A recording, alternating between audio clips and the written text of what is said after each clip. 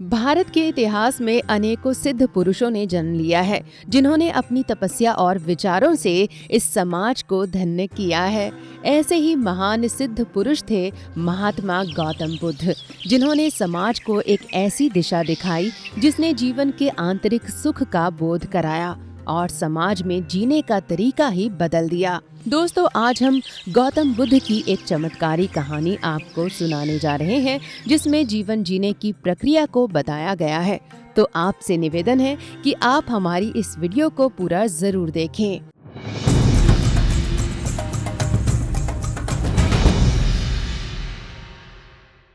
तो दोस्तों, एक बार की बात है, जब भगवान बुद्ध अपनी साधना में लीन थे तो एक किसान उनके पास आया और कहता है कि महाराज, मैं एक साधारण किसान हूँ, खेती करता हूँ, हल चलाता हूँ और अनाज उत्पन्न करता हूँ।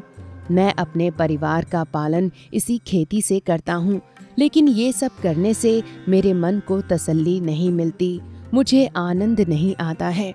मैं कुछ ऐसा करना चाहता हूँ जिससे मेरे खेतों में अमरत्व के फल उत्पन्न हो।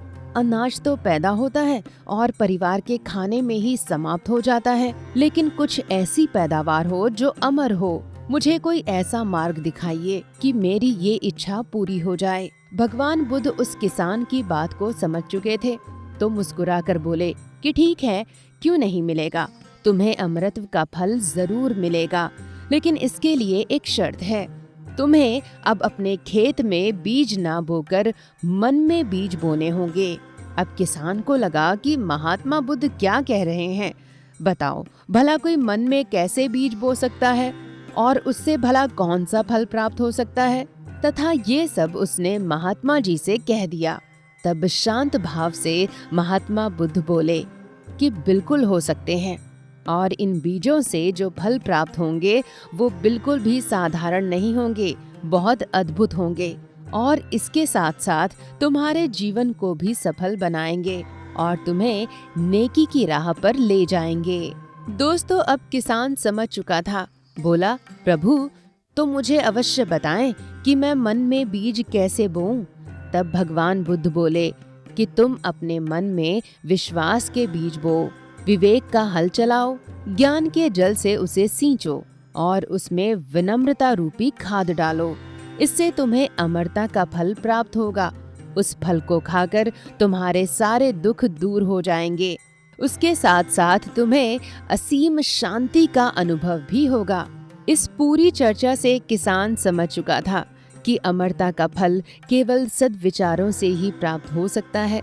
और फिर किसान अपने प्रश्न का सटीक उत्तर पाकर चला जाता है और महात्मा बुद्ध के कथानुसार वो अपने मन में विश्वास रूपी बीज को बोने लगा और एक मनमोहक शांति का अनुभव करने लगा।